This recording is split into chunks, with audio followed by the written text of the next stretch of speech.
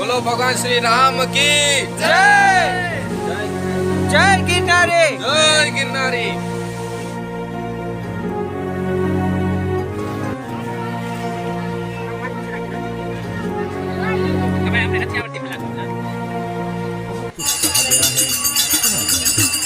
शायद ही कोई ऐसा ग्रंथ होगा जिस पर इतना लिखा गया है। ऐसा क्या खास है गीता में कि समय समय पर ये और भी आवश्यक और मार्गदर्शक भी होती जा रही है। एकदम साधारण भाषा में अगर कहें तो भगवद गीता एक उत्तर है। गीता एक उत्तर है दुनिया के हर प्रश्न का। जीवन से जुड़ा ऐसा कोई प्रश्न नहीं जिसका कि उत्तर श्री कृष्ण भगवद गीता में नहीं देते।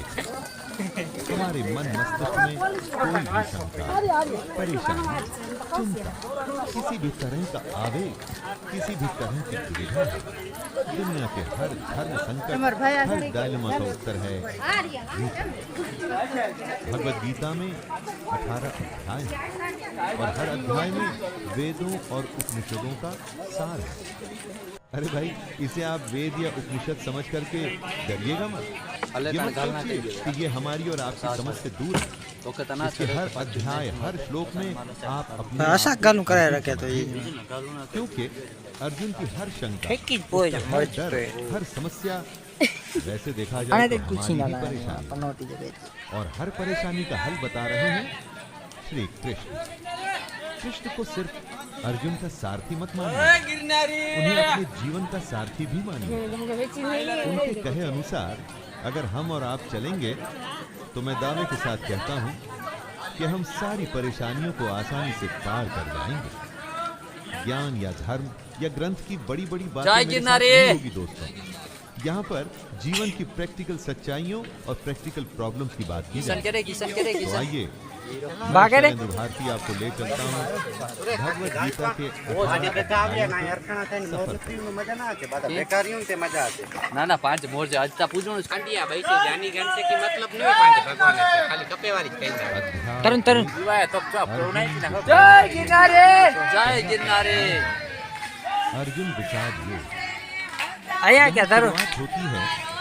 जय गिरनारी। जय गिरनारी। वो जानना चाहते हैं कि युद्ध में क्या हुआ। उनका पुत्र दुर्योधन और उनकी सेना आने तरन थकी रहे उते थकी रहे लेकिन सब याद आयो वचन। उसके बाद दोनों सेनाओं के शूर वीरों का वर्णन और उसके बाद आता है जय गिरनारी। विषाद, मतलब कि उनका दुख, उनकी समस्या थकी जाए बजा दो। आइए अर्जुन विषाद योग। धृतराष्ट्र धर्मक्षेत्रे कुरुक्षेत्रे समवेतायुयुत्सवः मामकाः पाण्डवाश्चैव किमकुर्वत संजय। धृतराष्ट्र संजय से पूछते हैं, धर्म भूमि कुरुक्षेत्र में युद्ध करने के लिए एकत्र हुए मेरे और पांडु के पुत्र क्या कर रहे हैं? धृतराष्ट्र जानना चाहते हैं कि युद्ध स्थल पर आखिर हो क्या रहा है। धृतराष्ट्र अंधे देख नहीं सकते थे, लेकिन आंखों से अंधे। जय गिरनारी। मन और मस्तिष्क से नहीं। उन्हें पता था कि वो धर्म के साथ नहीं, क्योंकि धर्म तो वहाँ होता है जहाँ श्री कृष्ण पुत्र मोह में उन्होंने शांति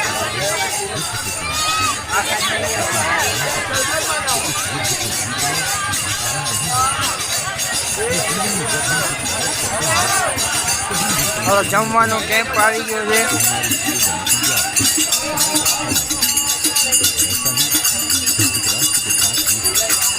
वो भी इसी डर और इसी आशंका में दिखते हैं।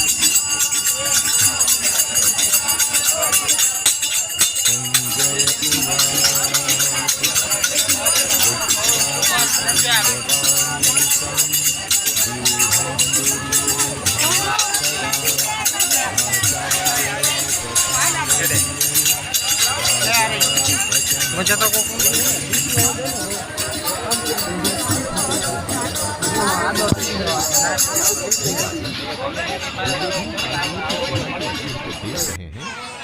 ये बात गुरु द्रोणाचार्य को जाकर के कहते हैं।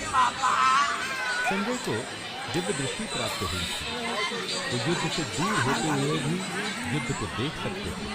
वो जो देख रहे थे वही बता रहे थे। इसमें वो अपनी तरफ से कुछ भी नहीं कह रहे थे, सिर्फ आंखों देखा हाल बता रहे थे युद्ध का। यानी जैसे हम लोग रनिंग कमेंट्री सुनते हैं, बस इसी तरह समझ। ये उन्हीं की दिव्य दृष्टि यानी डिवाइन विजन का कमाल था कि हमें गीता सुनने को मिली।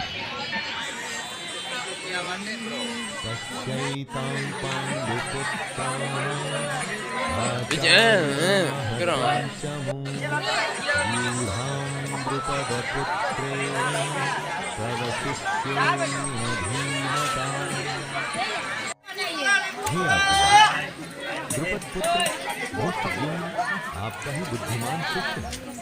पांडु पुत्रों की ये बड़ी भारी सेना की व्यूहाकार रचना धृष्टद्युम्न ने ही की।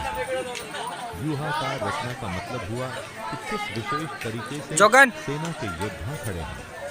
एक ऐसा व्यूह जिससे सेना घुसना असंभव हो, और अगर कोई उसमें घुसने में सफल भी हो जाता है तो कभी बाहर न आ सके। दोस्तों, जब शत्रु या समस्या को हम देखते हैं तो वो हमें बहुत बड़ी और विकराल दिखाई देती है, और मन में ये डर भी रहता है कि कुछ कर गुजर के अगर हम इसमें घुस भी गए तो क्या होगा, क्या हम बाहर आ पाएंगे, क्या हम जीत पाएंगे। ऐसी ही सोच से दुर्योधन भी गुजर रहा है।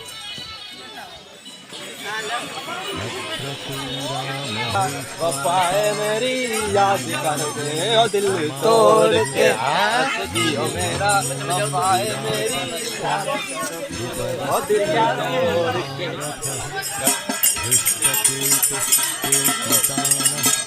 काशीराजश्च वीर्यवान् पुरुजित कुन्ति भोजश्च शैब्यश्च नरपुङ्गवः युधामन्युश्च विक्रान्त उत्तमौजाश्च वीर्यवान् सौभद्रो द्रौपदेयाश्च सर्व एव महारथः। इन 3 श्लोक में दुर्योधन पांडु पुत्रों को बोलो भगवान श्री राम की जय। जब भी जय गिरनारी, जय गिरनारी अपने सामने खड़ी सेना, उस सेना के योद्धाओं को जांचते और परखते हैं, वैसे ही दुर्योधन भी कर रहा है।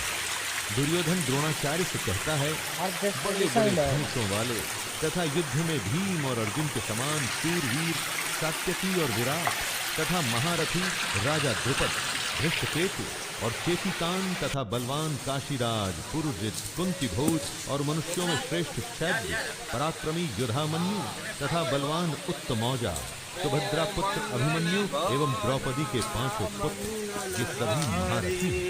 इससे हमें ये पता चलता है कि चाहे शत्रु हो या शत्रु के जैसी समस्या, उसके बारे में सब कुछ जानना चाहिए। दोस्तों, समस्या के हर पहलू से हमें वाकिफ होना चाहिए। समस्या के हर पार्ट, उसके अंग के बारे में मालूम होना चाहिए, जैसा कि दुर्योधन भी कर रहे हैं।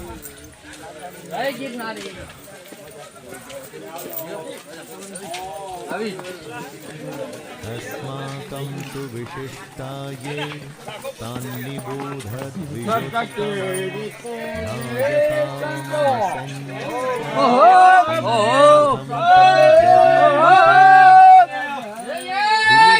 कहता है, हे ब्राह्मण श्रेष्ठ, अब अपने प्रधान है, द्रोणाचार्य की जानकारी के लिए शत्रु की सेना के बाद दुर्योधन उनके बारे में बतलाता है। समस्या के बारे में सब कुछ जान लेने के बाद बारी आती है अपने पक्ष में सोचने की। ये जानना होता है दोस्तों कि आपके पास क्या क्या स्ट्रॉन्ग पॉइंट है, आप किन बातों में मजबूत हैं जिससे आप उस समस्या पर विजय पा पाए। आपने समस्या के हर पहलू के बारे में सोचा, उसी तरह से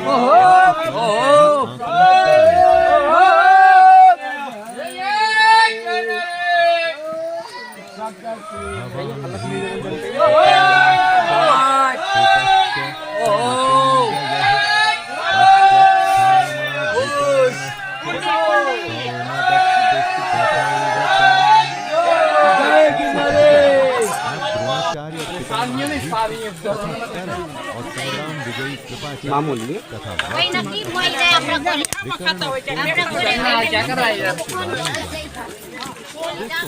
जिस तरह से हम आज के जमाने में रिस्क असेसमेंट करते हैं ना, वैसे ही दुर्योधन भी सेना को देखते हुए दोनों सेनाओं के योद्धा की बातें करते हुए आगे होने वाले युद्ध के लिए तैयार हो रहे हैं। चुनौती को हर तरह से समझकर ही उस पर विजय प्राप्त की जा सकती है। चुनौती को इतने अच्छे से जान लेना चाहिए कि जब हम उससे लड़ने जाएं तो कुछ नया न लगे, कोई सरप्राइज न आए। युद्ध हो या चुनौती, सरप्राइज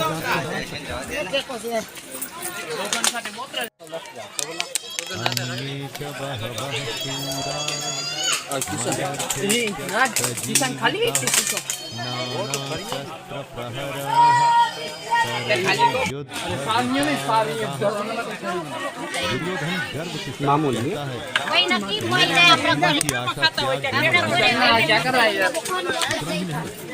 ये शूरवीर अनेक प्रकार के शस्त्रास्त्रों से सुसज्जित हैं और सबके सब दुर्योधन के एक इशारे पर उसकी सेना के शूरवीर लड़ने मरने को तैयार है। उन्हीं को देख दुर्योधन खुश हो रहा है। दुर्योधन के साथ युद्ध में लड़ने के लिए शूरवीर थे जो उसके लिए मरने को तैयार है। आप जब अपने जीवन की चुनौती से लड़ते हैं तो आपके साथ कौन होता है? आपके साथ होता है आपका हुनर, आपकी हिम्मत, आपकी मेहनत, आपके संगी और आपके अपने रिश्तेदार। जैसे शूरवीर दुर्योधन के लिए कुछ भी करने को तैयार हैं, वैसे ही ये आपके साथी भी आपके लिए कुछ भी कर सकते हैं।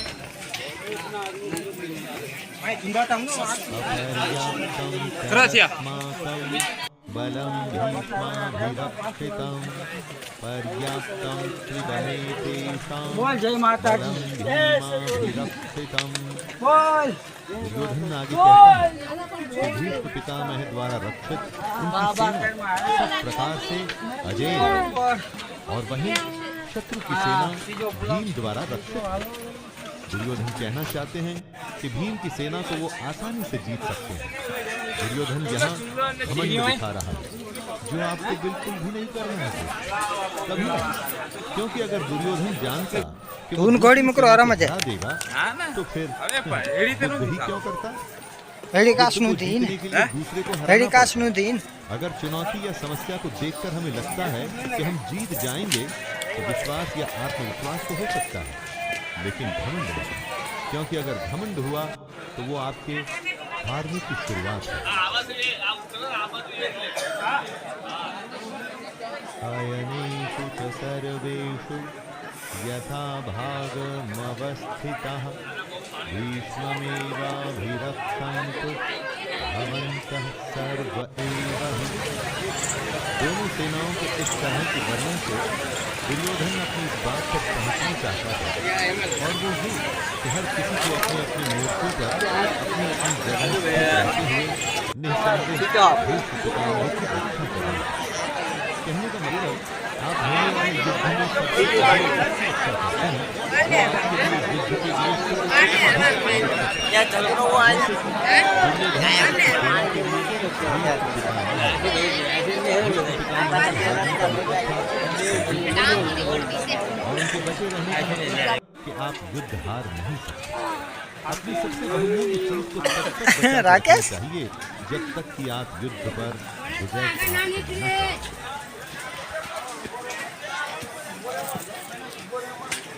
तस्य संजनयन हर्षं विवृद्धः पितामहः संहनादं विनद्योच्चैः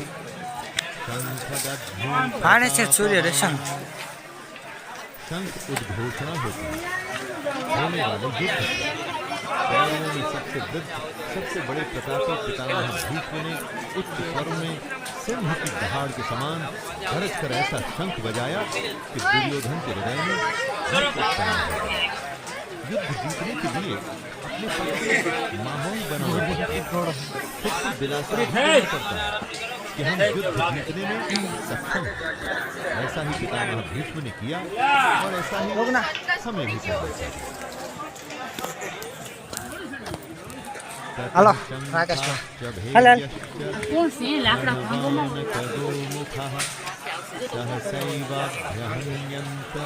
પણ આમ જો એ બાજુ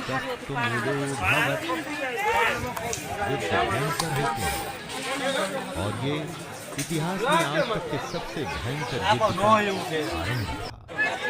भीष्म पितामह के नगाड़े तथा ढोल मृदंग और नरसिंह आदि बाजे एक साथ ही बजे थे। इन बाजों का नाद संगीत युद्ध मनोरंजक नहीं होते दोस्तों, इसलिए अगर युद्ध का फैसला ले लिया जाता है तो उसमें फिर जो भी स्वीकार कर लेना पड़ता है। हर युद्ध हर चुनौती अपने किस्म के हालात लेके आती है, उन्हीं हालात के आधार पर ही हमें तैयारियां करनी चाहिए। भाई हमने નથી આવડતી ખાલી રાખવા ને ततः श्वेतैर्हयैर्युक्ते महतिचन्दने स्थितौ माधवः पाण्डवश्चैव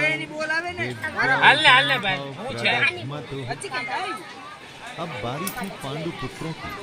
सेना के शंखनाद की सफेद घोड़ों से युक्त बैठे हुए श्री कृष्ण और अर्जुन ने अपने अपने अलाव के शंख बजाए। युद्ध में जब तैयारी होती है तो दोनों तरफ से हर पक्ष अपनी विजय की आशा में खुद को अपनी सेना को भरोसा देता है। आज के समय में हम खुद के लिए अगर शंख बजाने की उपमा के बारे में सोचे तो ये हो सकता है कि हम कुछ भी ऐसा कर सकते हैं जो हमें मोटिवेट या प्रोत्साहित करे। તમારો આ વિડિયો આવી ગયો છે બરોબર છે पंचजन्यं ऋषिकेशो देवदत्तं धनञ्जयः पौंड्रं दध्मौ महाशंख क्या भागो છો તમે हैं श्री कृष्ण के शंख का नाम है क्या भागो अर्जुन के देवदत्त और भयानक कर्म वाले भयानक कड़ी के पान बनारस वाला अपने जीवन में इसी तरह से हम भी अपने चुनौती में आगे बढ़ने के लिए अपनी मोटिवेशन चुन सकते हैं। कुछ लोगों के लिए संगीत ऐसा काम करता है, कुछ के लिए भगवान की याद करता है, या कुछ के लिए माता पिता का आश्रय। अपने संग स्वयं के लिए और युद्ध के लिए तैयार हो जाए।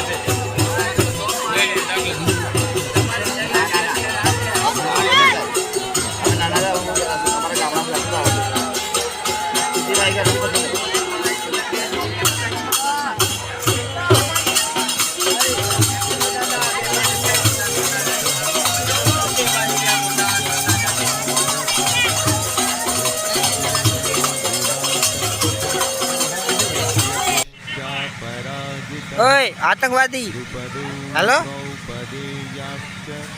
हाल हाल टंगा रुकी था सीमा 200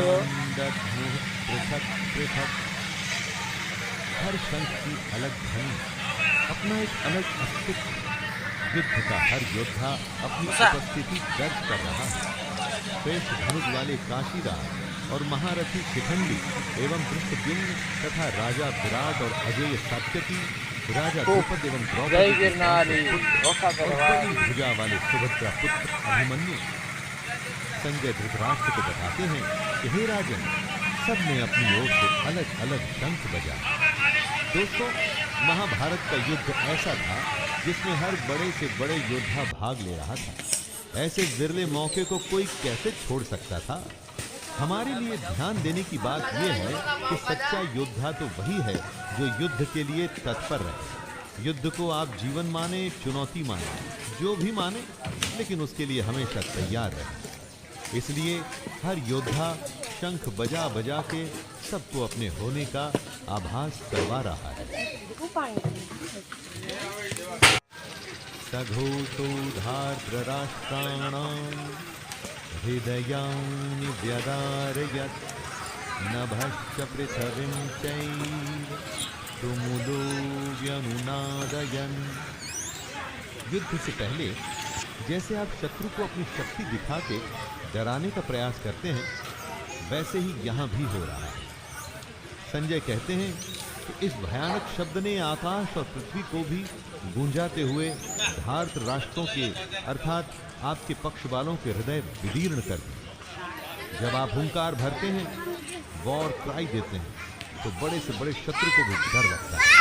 ये हुंकार ऐसी होनी चाहिए कि शत्रु सोचे कि वो किससे युद्ध करने जा रहा है। आप चाहे इंटरव्यू के लिए जाएं, किसी से मिलने जाएं, आपका हुनर, आपकी प्रतिभा ऐसी होनी चाहिए कि सामने वाला आपके कौशल से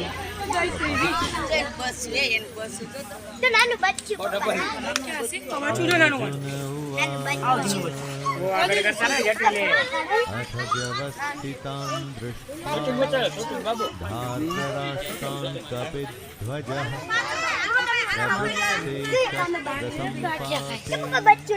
धनुरुद्यम्य पाण्डवः ऋषिकेशं तदा वाक्यम् इदमाह महीपते सेनयोरुभयोर्मध्ये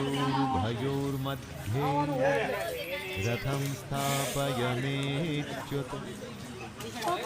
अर्जुन अपनी मूर्छा बांधकर डटे हुए धृतराष्ट्र संबंधियों को देखते, फिर अपना धनुष उठाकर ऋषिकेश मेरे रथ को दोनों सेनाओं के बीच में खड़ा कीजिए।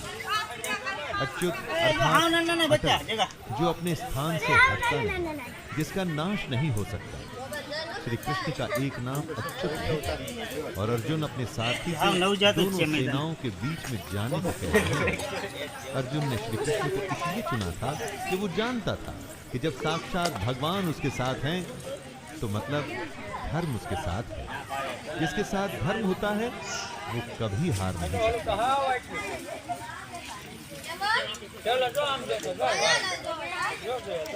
यावदेतान् निरीक्षेऽहं योद्धुकामानवस्थितान्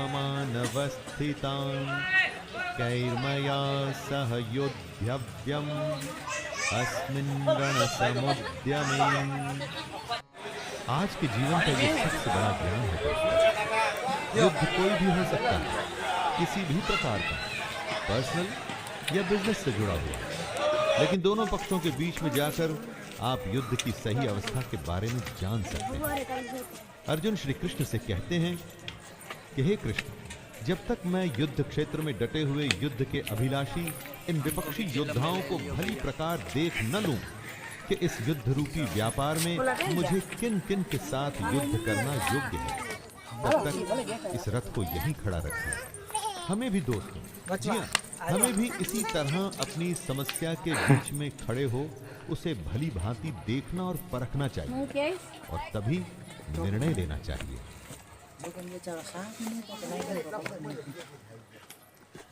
योत्स्यमानानवेक्षे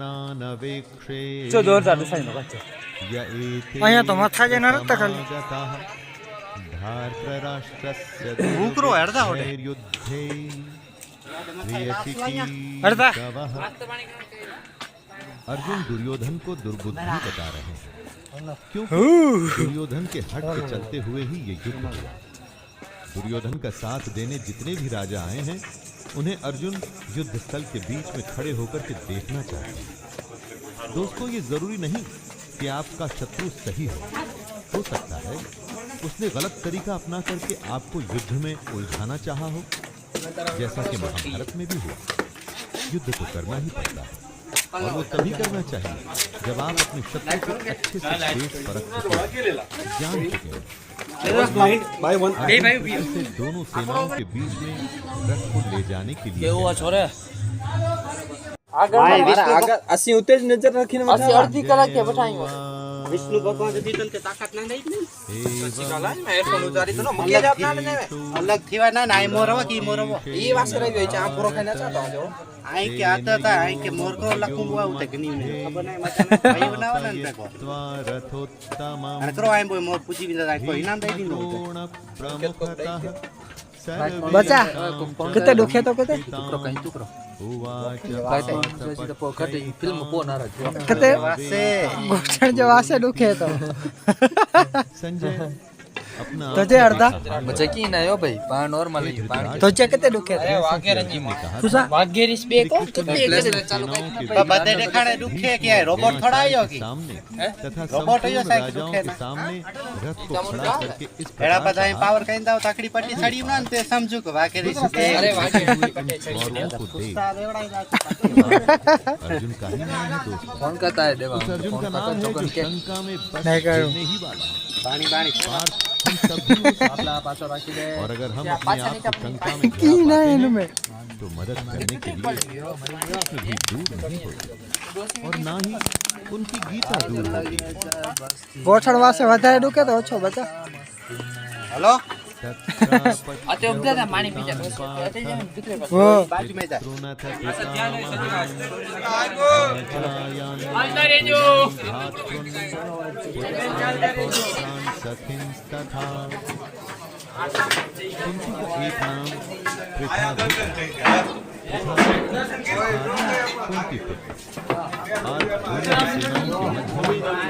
एक नाम चाचा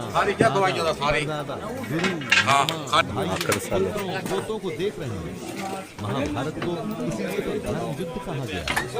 ऐसा युद्ध जो धर्म के लिए किया गया और इस युद्ध का एक बड़ा परिवार दो हिस्सों में बंट गया था। आधे सगे संबंधी एक तरफ और आधे दूसरी।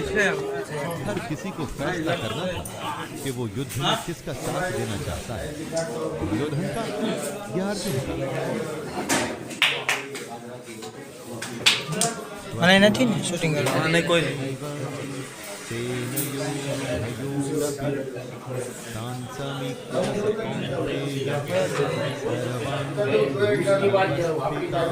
पढ़ता ना था उतार संबंधियों के साथ साथ अर्जुन अपने मित्रों को, ससुरों को, भाइयों को देख रहे हैं, विचार कर रहे हैं। पूरा जीवन पांडु पुत्रों और धृतराष्ट्र पुत्रों के साथ बिताया। सारे सगे सारे संबंधी एक ही तो हैं। दोनों पक्ष में अपने किंतु अब अपने दो पक्ष हार गए।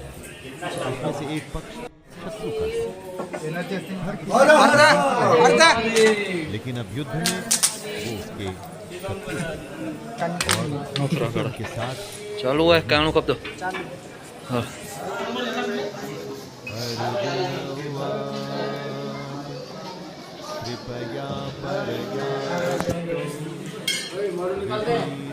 कृपया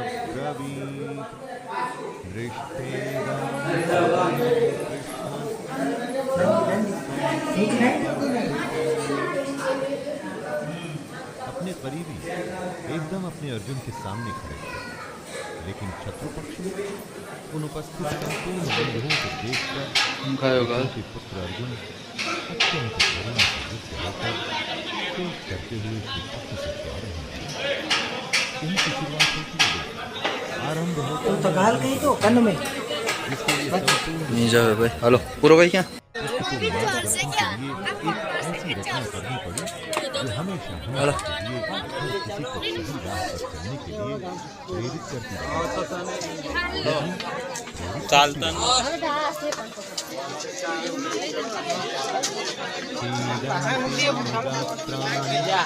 मुखम च परिशुष्यति वेपथुश्च शरीरे मे रोमहर्षश्च जायते।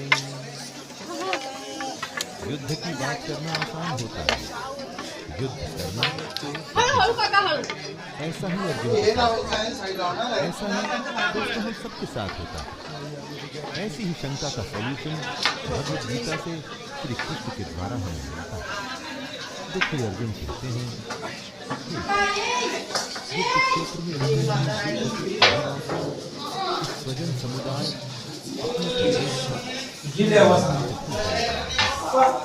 जैसे तथा मेरे शरीर में कंप व रोमांच हो रहा है। न जाने कितनी ही बार ऐसा हम सबके साथ होता है। मामरे आज पंज थड़ी आई 799